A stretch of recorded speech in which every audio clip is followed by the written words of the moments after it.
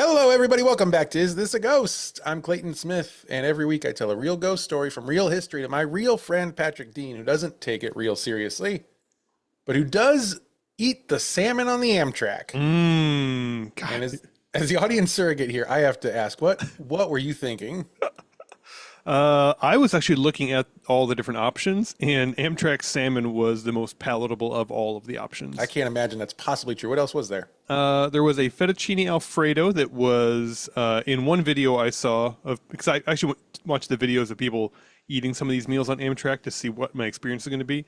Yeah, everyone has their own fetish. That's fine. Exactly. Yeah, the fettuccine one when the guy was served, it was still Fettuccine? it was just like a frozen hockey puck of the butter in the center, and that was it. Say the video was a fettuccine. I wouldn't say that. And then So that What sounds else? pretty good, actually. So far, so good. frozen hockey puck of butter. Better over Amtrak Yeah. salmon. Yeah. Okay, but keep going. Yeah. What else? There was the butter chicken, which I did have on Thursday night, Okay. unexpectedly. I would not have chosen the butter chicken, but it was chosen for me because the train was so late. They were like, "You need to eat now," contractually. And I was like, "I already ate before I got on the train because I don't want to eat this food." But now I'm sitting here.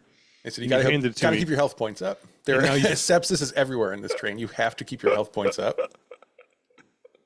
This is full of antibiotics purely to get you through this trip. Okay, and then the salmon. And the salmon. Yep. Now this Amtrak in particular. It's the Texas Eagle, right? Correct. Yes. It goes San Antonio to Chicago. And yeah, it hits a few things along the way, but yeah, Is one generally of them an ocean? It's near the ocean. How close to the ocean is Marshall, Texas? Uh, for the layman, that's we call that Texarkana is the nearest town you might have heard of, and that's it's not. It is. No. It is. It is in a state that borders the ocean. Right, but both of them don't border the ocean. Texarkana's on the So No. So if that gives you an idea of how far away from the ocean Texarkana is, yeah. I don't think I eat ocean salmon. I've never really checked, but I don't think I eat ocean salmon. I think I probably That's eat river true. salmon. Yeah, so you'd like a Mississippi River salmon is Exactly. what you want. Yep, and there's lots of those. Just chock-a-block with majestic salmon swimming up the mighty muddy. It was great. And then I woke up this morning, and I checked my phone to see what time the train was, how late the train was going to be getting into St. Louis. Because I'd sort of planned, well, the train is probably going to be late, so I'll be able to sleep in, maybe Just a reminder, everyone else on the trip got home yesterday. Right. You were on Yeah. the I wasn't 16-hour playing that train game. ride, so And I checked my phone when I woke up, and the train was running 60 minutes early somehow. So I was home. I was in my house before the train should have even arrived. they said, "Listen, this guy had the salmon. We got to get him off the train. Yeah, this guy is a Before the fucking effects take time hold. bomb. This is This is liability. We don't have the coverage." I guess it's. Go ahead. They did mention if anything bad happened to Sam, they're gonna have to blow the doors in my room. I didn't know what that meant, but it sounded bad. They said, "If we don't trust me, you will. You will." Well, the other question I think probably everyone is dying to know is, did you take a train shower? I did not take a train shower. Yeah, I knew you didn't have the stones, you coward. Yeah, so the train shower was not recommended to me by either of the sleeping car attendants. And I figure if the people who are there selling me on the Amtrak experience are telling me, do not take the train shower, I'm going to go with them. I'm going to go with them. Did you peek in the shower? I did. It looked as clean as the bathrooms do. Ooh. Yeah, so, Yeah. Yeah. you've been in an Amtrak bathroom before, right?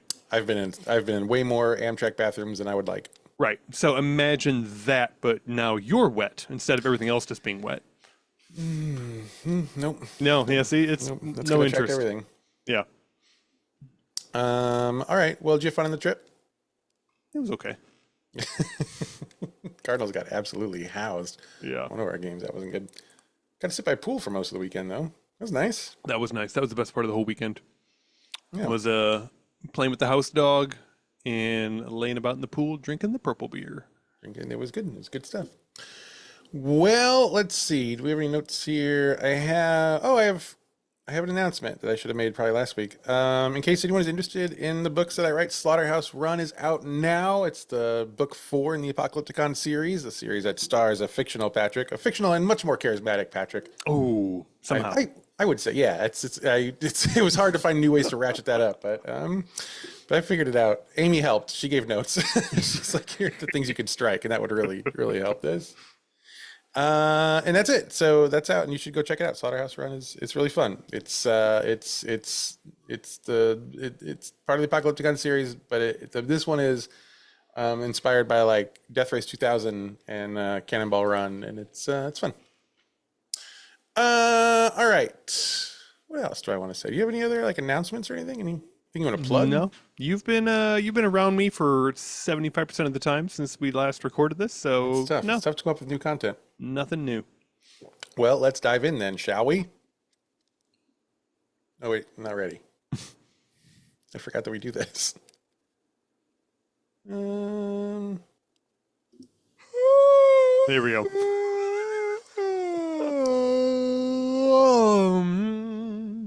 It's so loud. It's too loud for It's perfect in my end. for that sound. Just perfect. Angus Gilchrist Wynn Jr. was born on January 9th, 1914 in Dallas, Texas. That sounded right. Yeah. Anyone named Angus? Mm-hmm. Like 70-30 shot. Yeah. Texas or Cow. Mumbai? Oh. No. Scotland.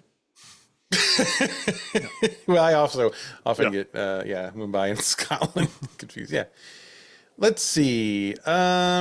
His father, of course, was Angus G. Wynn Sr. Mm-hmm. Sr. was a lawyer who hopped around the state of Texas a bit before eventually coming to settle in Dallas. Now, the dad's a bit of a big shot. He was the first president of the state bar of Texas. Okay. The legal one. I don't think they had like a state alcohol bar. You know what I'm saying? Oh, you can't really be the president of that. You can be the king of that. That's really right. That is the proper hierarchy. You don't vote someone in to be the president of the bar. Yeah. That's just that just comes from blood. Either sired or spilled. So Angus's mom was a woman named Nemo Shellfire Wynn. She was born. I'll give you. You take a guess. What? You got a woman named Nemo Shellfire. Uh-huh. Which state do you think she's from? It's not Texas. I'll give you that hint. Ooh, Nemo Shellfire. I'm gonna have to go with Oklahoma. You are geographically, I guess, a little close. Hey. Or emotionally, very far off. She's from Baton Rouge, Louisiana. Baton Rouge. Okay. Rouge. Angus also had a brother, so they had 2 boys. His brother's name was Bedford Wynn. And the boys attended Highland Park High School in Dallas. Angus was involved in declamation. Oh, okay. And you know what declamation is. I do. That is the studying of the way things degrade over time. Swift. It's basically oratory. It's about declaring things. Oh, okay. Yes. Declaring things, I guess, in an exclamatory way. Okay. Declamation. It's like debate, except you're not debating anyone. It's just you. You're just droning on. Okay. Which, now that I say it out loud, is kind of like what I do for a living. Yeah. It's kind of like being a professor, I guess. Or a podcaster. Either way. Yeah. Apparently, he's pretty skilled at declamation. He continued his declamating into his college years, where he competed at the University of Texas and made it into the final round. Wow. Didn't win. Well, He's in there. Apparently, at some point, he attended boarding school in New Jersey. His schooling is a little hard to pin down. I don't know. He hops around. We'll see him hopping around a little bit more at school. But he's an interesting guy. He's also interested in theater, which is not the national sport of Texas. But he likes it. He participated in the Austin Little Theater for a time. He performed in a 1934 production of Design for Living. And you probably remember who wrote Design for Living. I don't. I'll give you a hint. We talked about him this weekend, actually.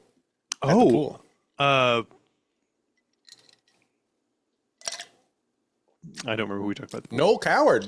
Noel Coward. Still don't remember that. But that's Standard baseball fare. Talking about Noel Coward shows. Still Coward played. So he also attended Washington and Lee University out in Lexington, Virginia, here near me. He was there for a little while. He eventually finished his degree from University of Texas, Austin in 1938. So I don't think he's bouncing around school wise. It was some school, then boarding school, then I think Washington and Lee, and then UT Austin. I missed one. He may be running from debt. That's kind of what it sounds like to me. It's possible. Like, bunch of student loans, don't pay them off, on to the next school. He was a rich kid though, so he probably was running from murders. Oh, okay. Yeah. I murdered enough people here. My dad can't cover it anymore. Yeah. Gotta go. It's like that movie, The Skulls. I think that's what that was about. Pacey murdered too many people and had to leave school or something. Let's see. Angus's brother Bedford also ended up at UT, and both of them joined the Phi Kappa Psi fraternity, which in the chapter that their father had founded at UT in 1904. Okay. A bit of a fraternal dynasty. So, let's see. Goes to boarding school in Jersey, College of Virginia, College in Austin. He's interested in theater. Of course, there's only one logical career path for old Angus. He goes to work in the Texas oil fields. Putting on little shows between derrick strikes. Hey, grunts, come over here. I've prepared something for you. You'll really like it. He did that from 1938 to 1940. Now, I'm guessing he wasn't like a real oil field worker. I'm guessing his dad owned a field or two. Okay, yeah. He's not like that guy from the Facebook videos. It's like covered in dirt and oil, like trying to wrestle the huge pipe. That's not him. Okay. You watching Facebook videos? Yeah, that's all I watch now. How old are you? Yeah. Let's see. Angus would later be referred to as a Texas oil man. So they don't call you that if you're doing the work out there. Yeah, I think you're right. Yeah. So after 2 years of working out in the oil fields, though, he decides to enlist in the U.S. Navy Reserve. On August 18th, 1940, he attends the U.S. Naval Reserve Midshipmen's School. Now, 1940 is an exciting time to join the military. It's a little dicey. Yeah. But he goes for it. On October 1st of the following year, 1941, he is stationed on the USS Nicholson, named for Jack, of course. Right, sure. Already a hero. And then on July 17th, he moved over to the USS Grayson, named for Dick. Yes. Of the Flying Graysons. Here's a quote. In the Navy, he was awarded 6 service stars for service in the European and Asiatic theaters during World War II. So covered a lot of ground, got some stars, and that is the end of all the military service details I can find on Angus. This one's going quickly. Do you want to like cut in with some kind of commentary or your thoughts so far? He sounds really boring. He just really does. Yeah. You know, I mean, I like when he was doing plays in the oil fields, but then now he's on a boat. That was the apex.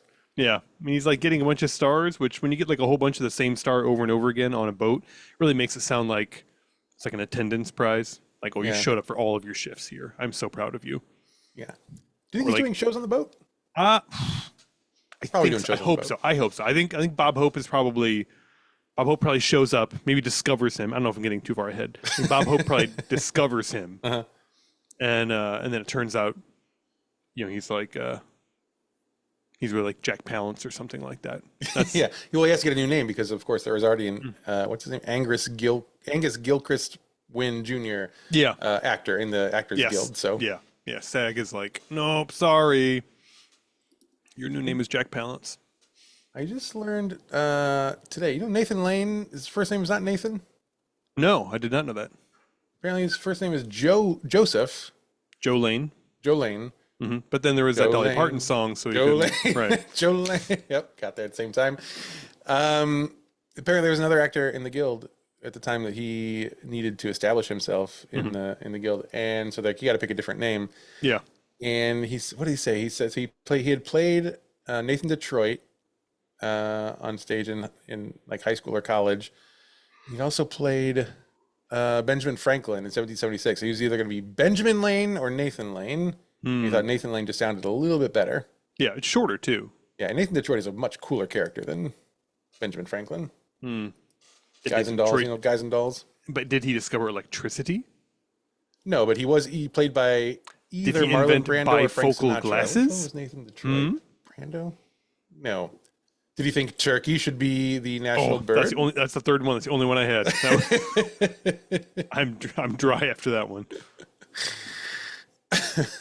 Dry as a turkey. So anyway, where are we here? He gets got a bunch of stars Jack for Palance, for his boat being the only one that survived something. Okay, so well, I don't think I said that part, but once he leaves the military, Angus decides he should go into real estate. Sure, why not? Feels good. He was brought on eventually as the president of American Home Realty. And I don't think you go from like I want to do real estate to being. I was going to say this. Yeah, yeah. There's a lot of details about the wealth of their family. I think being kind of glossed over here. I can see He that. set up a deal to buy the Blessing and Giddens Mill and Lumber Company, which at the time was Dallas's oldest and largest mill. Okay. Among their many storied mills.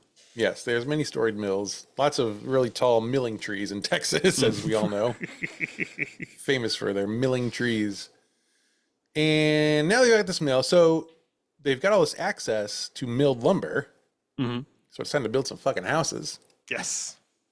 They begin development of a $25 million residential development that they are going to name Wynwood. Oh, okay. And imagine it probably did give Wynn some wood. $25 million today. Any guesses? Say $29 million. What? Close. It's pretty close. Okay. 370 million. Okay. There's our boy. Oh, okay. Oh, he's got a good look to him. He's got a good jaw. I do like that. Yeah. It's a good jawline. It's hard to dislike this guy. But we'll try. In Wynwood, the plan was they're going to build 2,200 houses and 1,000 apartments. Okay. Lots of living space. It was the largest integrated home building project in American history at this time. And in order to really pull this off, the company formed a new company called Wynwood Development Corporation. And Angus is made the president of that as well. Okay. Are you following along, and are you interested at all? He is. I mean, I like that. This is a real underdog story. I love this. He came from nothing. Now he is he came from everything. absolutely nothing. Yeah. Yeah. Whose dad isn't a president of a bar? I know mine was. He also served on the board of the Wynwood Bank. You got to have a bank if you're going to build a Sure, community. You of got to have course. a bank. Right. Yeah. He basically runs a bank. Pretty convenient. It's named after him. He has to run it. Then in January of 1956, Angus and one of his uncles, they join up with some other real estate developers from all around the country, and they announced the development of a new $500 million industrial park on US Route 80. I didn't even do that math. Let's see. 500 million. It's probably like, I don't even know, $5 billion something. 1956. It is worth about $5 billion today. See? Wow. Yeah, I know. Pretty good. Yeah, well, Jeremy, just cut all that, Jeremy. Don't make Patrick sound good. Or make it sound like he said something like $8 or, something stupid like that. Yeah, you can use the word fulfillion if you need to, Jeremy. That's totally fine. Here, I'll give you a good cut. Fulfillion. You can use that if you want. You nailed your own laugh. That's great. The group bought a huge ranch located between Dallas and Fort Worth. Hang on. Where did we spend our whole weekend? We spent our whole weekend in an industrial park between Dallas and Fort Worth. Did we?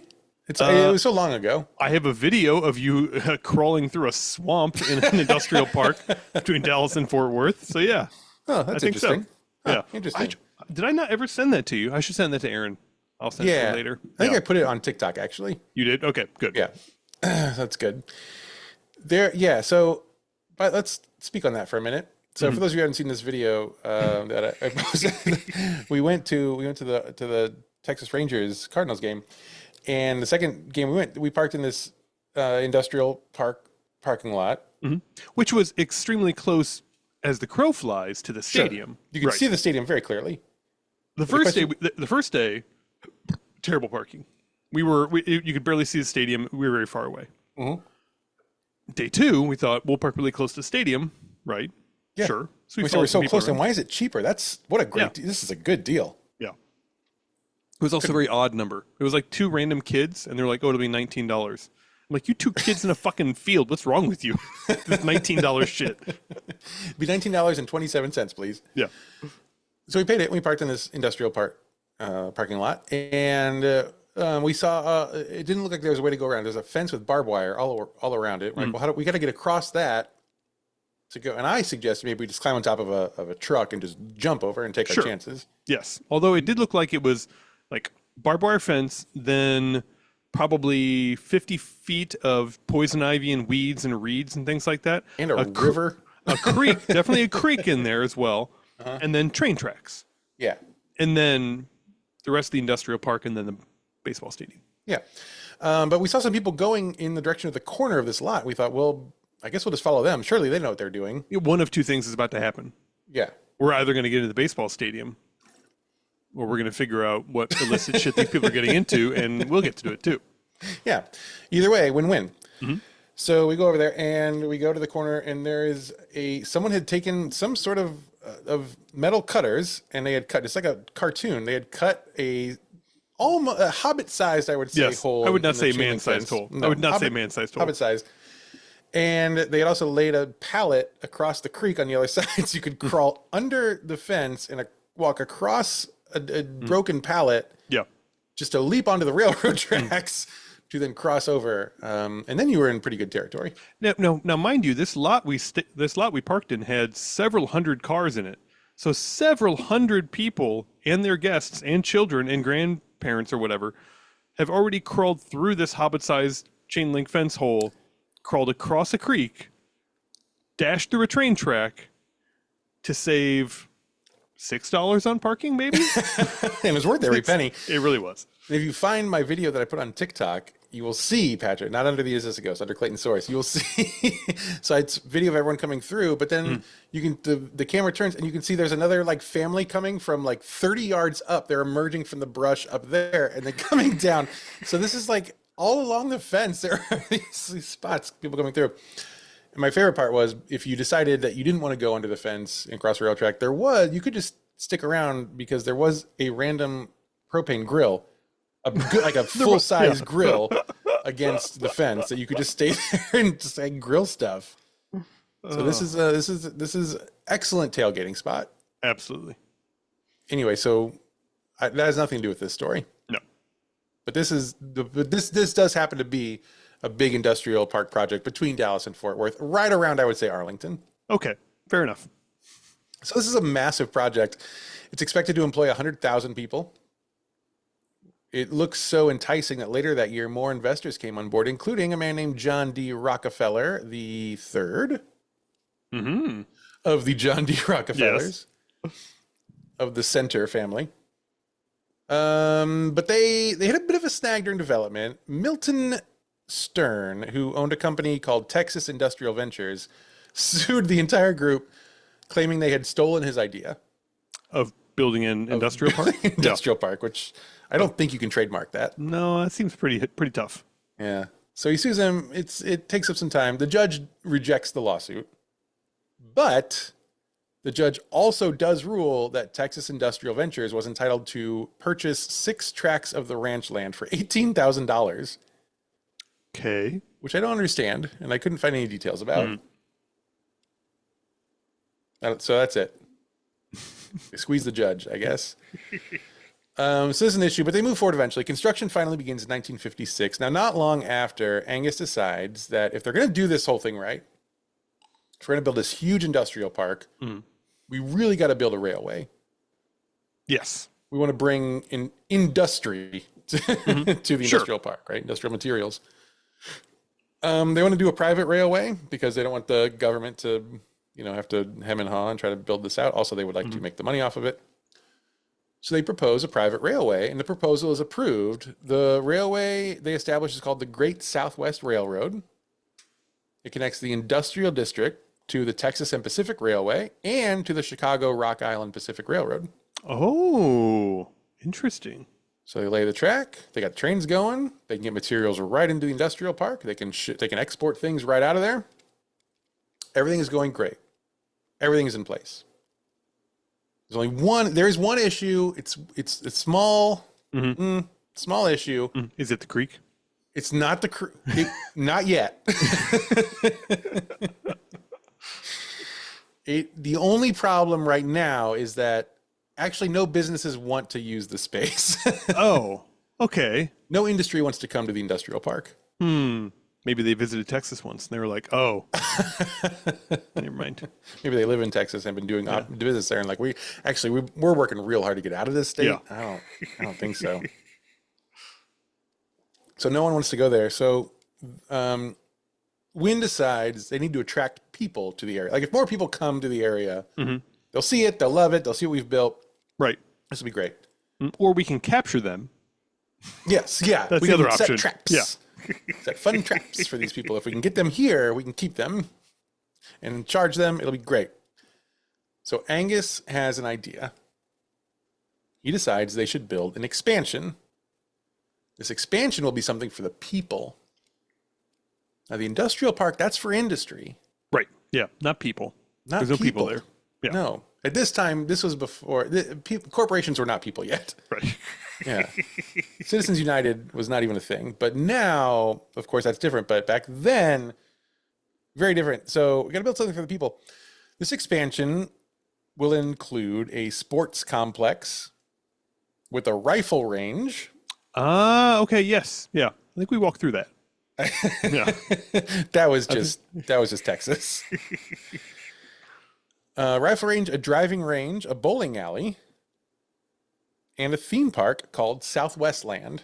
Okay. And it's all one word, Southwest Land. Southwest Land. Southwest Land. Now, the mayor of Arlington at this time, Tom Vandergriff, he says to Angus, he's like, hey, if you're going to build a theme park, you know what you should do? I think you should go check out this new one that just opened in California. It's called Disneyland. I hear good things about it. Maybe it'll inspire you. Disneyland had been open for like 2 years, I think, at this point. Right. So Angus says, yeah, fine. Okay, I'll go to Anaheim. And he goes and he visits one of the greatest places on earth. Anaheim, yeah. And within that, he visits a ho-hum place, Disneyland.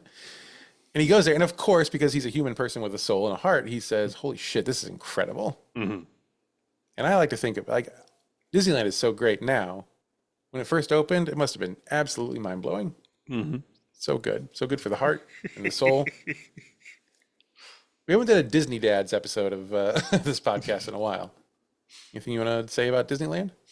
Still never been. I have seen the model they have at Disney World, but never have been to Disneyland before. The model they show at Disney World is actually a life-size model. It's a one-to-one. It looked, yeah. Disney World is so much bigger. You don't really appreciate that till you're there seeing the one-to-one. But it makes me kind of like not want to go. You know, well, that's weird. It's just because why do I want to go there and be disappointed? And the whole time being like, yeah, Disney World, like 2 people can fit on this ride, not just one. You know, it's I don't want to constantly be nitpicking it. That makes sense. Okay. Yeah. Well, anyway, at this point, there's no Disney World, so he's like, "Whoa, this is incredible." Yeah. And he realizes that he has a real opportunity here, not just to build a theme park that will attract people to his industrial park, but he could build a theme park that it doesn't just exist in the Southwest, right? But it could be a park that truly celebrates Texas history. Oh, okay. The way Disneyland celebrates Mickey Mouse. Yes. Okay. Yeah. Yes. Yeah. So it's another one-to-one. Okay. I think that it's safe to say that Texans love Texas the same way that children love Mickey Mouse. Yes. Yeah, I would say Feels so. Pretty close. So we're going to celebrate the Texas history. So Angus comes back home and he goes absolutely gangbusters. He's got lots of ideas. He hires Marco Engineering to help design the park. And this is a company that is led by former Disneyland Vice President C.V. Woods. Construction on the park begins in August 1960. Angus really wants to give a nod to the full history of Texas. And there were 6 countries, I guess we'll call them countries, that had governed Texas: France, Spain, Mexico, Right. the Republic of Texas, Right. Correct. the Confederate States of America, Right. Sure. Yeah. and of course the regular United States of America. Yeah. The real one. Yeah. Yep. So 6 Flags. So Angus decides to name his theme park Texas Under 6 Flags. Texas. Okay. He didn't like workshop that at all, right? No, he was just like, Okay. everyone here to Texas Under 6 Flags. Texas Under 6 Flags theme park. Doesn't even have land in the title. Yeah. Terrible. I will note that 6 Flags, obviously we've all seen 6 Flagses around. Right. There's no more Confederate flags flying. It's that's 6 a- Flags, yeah, and I yeah. think that's important. When I tried to, because June and Gloria have asked me that question before, and I explained, it's the 6 Flags flew over Texas. And, what are they? I start to rattle through them, and then I get to the Confederacy, and they look up real quick, and they're like, I don't think I see that one up there. I was like, yeah, they don't do that one anymore. But then all the signage printed, they couldn't go back to 5 flags. They had to kind of stick where they were. Yeah. Now they're just kind of fun, colorful flags. Yeah, Any questions? exactly. No? Yeah. Get out. You'd be surprised how poorly Bugs Bunny with the Confederate flag workshops with people. But Yosemite Sam loved Yeah. that shit. Okay, fine. Each of you get a flag. Yosemite, I know which one you've already chosen. That's fine. You don't even don't even raise your hand. We Yeah. got you, bud. Pepe Le Pew, obviously. Speedy Gonzalez, clearly. Oh gosh. So he's gonna name Texas Under 6 Flags until his wife Joanne tells him, and this is a quote, "Texas ain't under nothing." So she became a Texan real fast. Okay. She left that Louisiana behind and became this classic Texan. Texas ain't under nothing. Now I will say there's some things wrong with that statement. Texas is under the sun, the sky, Yes. clouds. It's under quite a few things, I think. Yes. Yeah. But she says Texas ain't under nothing. So Angus says, "I'm so sorry, darling," and he adjusts the title a bit, and the park becomes, of course, 6 Flags Over Texas, which is an interesting move. I don't know how familiar he is with spatial reality, but Right. 6 Flags Over Texas is the Yeah, same or concept even- of Texas Under 6 Flags. Like, prepositions in general. That's like, Yeah, yeah, That's fine. Yeah, sure. yeah. You could have called it 6 Flags Next to Texas. I don't know. That's not good, but it would at least get to the point of what he's trying to do here. I do wonder if he'd been like trying to find an excuse to fly a Confederate flag the whole time, and he was like, okay, how do I make everybody happy here? How do I get a Confederate flag up and keep the Warner Brothers money coming in? I don't know how to do this exactly. I'm going to thread this needle real carefully. So anyway, he calls it 6 Flags Over Texas. Now, construction's going fine. It's going great. Angus really wants this to compete with Disneyland, and he thinks he can do it. Okay, He brings in a man. He's already got the engineering firm. right. Is he considering making it clean? What are you suggesting? I've been to a lot of Six Flags and a lot of Disney parks, and like that's one of the cost savings measures. Let's just say at Six Flags parks is it's Oh yeah, you're not saying that Disney World is not clean, because it's very clean. no. I'm saying is he intending to compete with Disney World by making the park as clean as Disney? Oh, I don't know. Let's read more and find out. I'm willing to bet no. No, I have, as someone who's worked 3 years at a Six Flags, I would say that was not in the manual that I received on day one. Now, which uniform era did you work at Six Flags in? Did you work in the striped shirt era? No, I didn't work structured here. And I also didn't work technically for Six Flags. I was part of a leasee, so I was a company that leased space inside. I did the front gate ticket booth, or front gate photo booth. Okay, so you actually got paid. Oh, I got paid. Actually, it's so crazy. So when I became a manager my second and third year, I got paid like $650 a week. Holy! As a high schooler and a freshman in college, it was so much money. I didn't know what to do with it. I didn't save any of it because I was a child and I didn't have a prefrontal cortex. I didn't know what to do with it. Went I right was into my making arm. so much money. Yeah. Yeah. Yeah. Yeah. Anyway, so it's going to be Disneyland. He brings in a man named Randall Duell, Mhm. which is a pretty good name, Mhm. who he had worked at MGM designing film sets. Oh, okay. And he brings in another Disneyland alum named Charlie Thompson, who I forget what he did, but he's got he's building a Okay. team. Right? He's building an A team. Mhm. Six Flags Over Texas finally opens on August 5th, 1961. It is an immediate success. They brought in 8,374 visitors on opening day. Whew. I don't know how much it's expanded over the years. Obviously, it's still there as we Right. saw. Sure. It's got a pretty big footprint, really. They Seemed like it. yeah. So I don't know if it was the same footprint or not, but anyway, it's going like gangbusters. And in 1962, Great Southwest, the company, posts its first profit in history, and everyone's like, "Angus, you are a genius." Mm-hmm. Now, I don't know if it's sold industrial lots. I was gonna say I was gonna ask for if you could take a little peek in at the industrial park at this point because Yeah. when we visited that area over the weekend, there were definitely inspiring parts of that development and uninspiring parts of that development. So I think we parked at the uninspiring ones. Yeah, I if think so. recall. I think when we said that they cut through the fence Yeah. with some sort of blunt implement, that was pretty clear. So in 1967, 5 years later, Angus leads the company to expand to a second park, Six Flags Over Georgia, Oh, okay. and which suddenly makes a lot of sense as a name because I don't think there were 6 countries that ruled Georgia. Yeah, I'm not entirely sure how that works out. I mean, you have 2 options. You can either keep the name and everyone's confused, or you can figure out how many flags there are supposed to be, and then Everyone's more confused. everyone's There's more a confused. They're like, grand wait, recon- yeah, yeah. 3 flags over Georgia? Are you the same as the one? Yeah, we're the one. It's the same as the one in Texas. Yeah, we got You the wouldn't Joker think it, right. but It's fine. Yeah.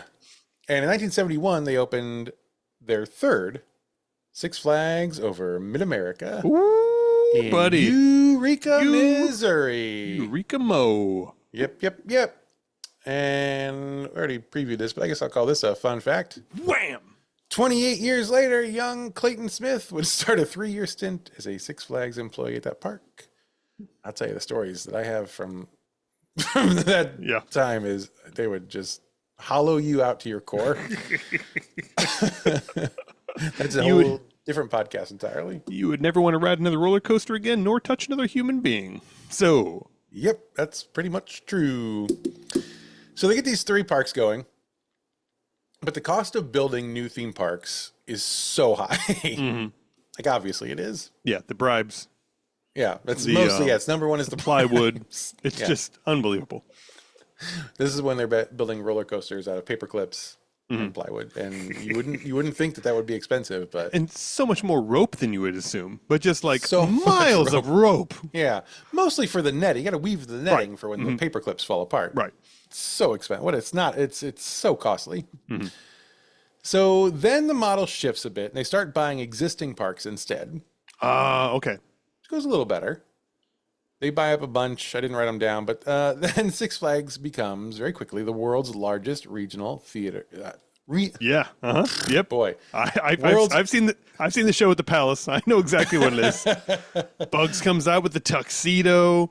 Goes right into a Vita. It's unbuttons a little fantastic. button, Yeah. unbuttons another button, Yeah. shows a little leg, pulls out a mop, takes off the mop part, puts it on his head. It's a wig. Oh, now it's a dress. Now he's in a dress.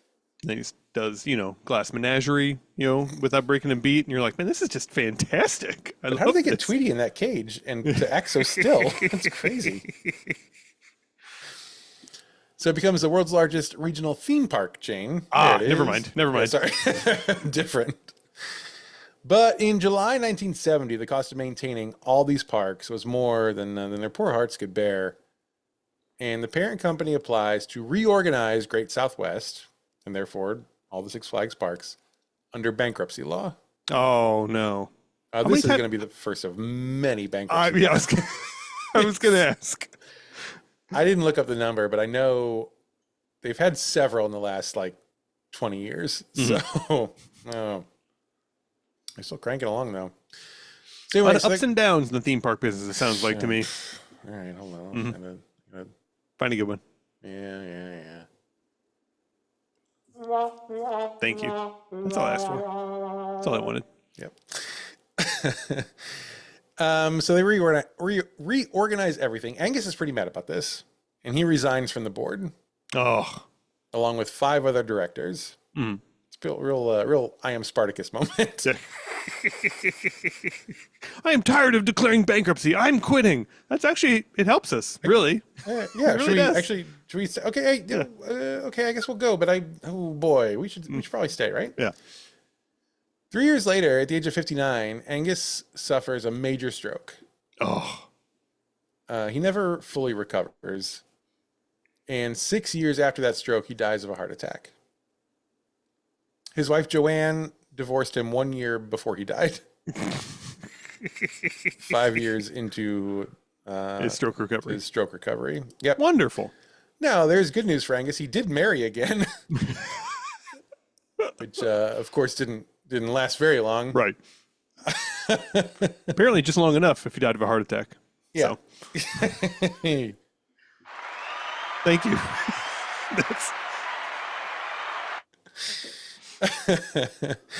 Anyway, so obviously Six Flags is his greatest legacy, but I would argue that his second greatest legacy may very well be the fact that when he built the first theme park there in Texas, Six Flags Over Texas, he didn't really check the history of the land over which he built the park. Oh. Because he built that park partially over a creek. I recall this creek. Johnson Creek. Which, as you've already noted, we did cross over. It also is the one you can see from that vantage point where we stood in the ballpark. Oh, yes, like where it like, winds his way down to the Cowboy Stadium. Yeah. We went to the parking lot. We crossed over a tributary. Sure, or yes. a runoff. Yeah. But the main creek, between the baseball stadium and the football stadium. Yeah, this was mostly a garbage tributary, if I recall correctly. It's where it collects most of the garbage from the area. And that's by design. Yes, absolutely. Got to get it away because the football tickets are so expensive. Yeah, people love the Cowboys, and so you can't have the trash there. So the creek between the two stadiums is very lovely. That's Johnson Creek. Angus built Six Flags Over Texas over this creek in part, right? And he built it specifically over the site where in the early 1900s, a young girl named Annie had drowned. Oh, well, happens. It's a creek. People are stupid. I bet someone drowns every few weeks. It's a very shallow creek. So, she should have parents. Yeah, true. Yes. Now, accidents happen, certainly. Yeah. But it's a very shallow creek. Annie should have had parents. So it turns out Annie doesn't love the fact that some oil-rich idiot put a roller coaster over her death site. And she now haunts the Six Flags there, which is still there. She still haunts it today. Okay. Employees and visitors alike claim that she lives in the yellow house near the entrance to the Texas Giant. Okay. All right. Which is a ride. I kind of figured. Yeah. Is the yellow house just like a... What is this for exactly? Is it like, From like what an I can employee see, break house? it's the candy store, I believe. Ah, I see. Okay. Yeah. Made to look like an old-timey Texas house. Sure, right? sure. I bet they have a wild Fright Nights out there every fall. It was kind of hard actually to do the research for this part because if you write anything about like Haunted Six Flags Over Texas, haunted or ghost, it's like here's Fright Night, Fright Fest, blah blah blah blah. But from what I can tell, her ghost mostly haunts the candy store, which I believe is the yellow house near the entrance to the Texas Giant. She does venture out though. Annie has been spotted in the music mill, the palace, and on the log ride. Oh, ooh, okay. Yeah. She does love a thrill. It'd be so hard. Like June already hates log rides so much that I can get her to ride it like maybe once every 2 years. And I she cannot didn't even imagine. drown in water. I know. I cannot imagine how much harder it would be to get her to ride it if a ghost showed up on the log ride with us. Can you imagine? She'd be so scared. You probably don't even see it, but then you're like looking at the photos afterward. And you're like, wait a minute. We were riding alone. I was riding alone. Who's that? Thankfully, the St. Louis Six Flags is so shitty that all those cameras broke like a decade ago. So, Yeah, I can attest. I was in charge of fixing some of those for a while, Uh-huh. and I did not know how to do that. We That used to was like climb tough. up on the tower or whatever and just kind of fiddle with stuff. I would mostly work on the computer end of things while Oh, someone okay. else did the tower end of things. But like Mhm. people from my company who also did not know how to do stuff would Yeah. go climb the tower and fiddle with the cameras, and I was like, I'm fuck off. Like I may not have a prefrontal cortex, but I'm Yeah. not doing that. She's also seen walking along the railroad tracks nearby, not inside the theme park, but the railroad tracks that we crossed to get to the baseball stadium. Interesting. Annie is sometimes seen wandering around there. She's classified as a poltergeist, technically. Mhm. She is known to shut off the lights. She will open curtains, which becomes a problem in the palace when they're trying to keep the light out. I believe The it. shows. She slams doors shut, literally into people's faces, giving them sometimes bloody noses. She will also unlock doors that are supposed to be locked, including bathroom stalls. Real sexy. Mhm. And employees at Six Flags Over Texas have experienced a sensation of being touched when they are in the candy shop. Mm. Maybe if they have children. Because, like, there's no way you or I go into the candy shop with our children and they're not like constantly It's so sticky. touched. Yeah. It's just a lasting touch. Dad, my face is stuck to your jacket. But I didn't taste any candy, I promise. Don't yell at me. Could also be, so that's a theory. Could also be that the ghost describes to the 50-cent version of Candy Shop.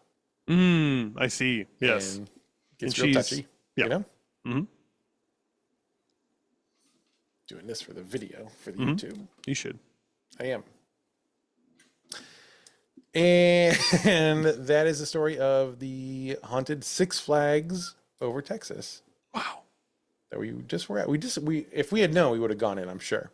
I mean, what else could we have done? We crossed the creek that she died in. We crossed the pretty creek, good. she died in. Yeah. We crossed the railroad tracks that she haunts. Mhm. We did okay. What would be odd is if we had like known about this before we went down there and then desperately tried to find some way to access the creek that appears to be largely inaccessible. But since we had no idea, we literally fell into this creek at one point. Some of us did, yeah. Some of us, that pallet was not very sturdy. Some feet did fall through into creek, and Annie was right there. Final thoughts about this? How do you feel about being so close to a ghost and not even knowing it?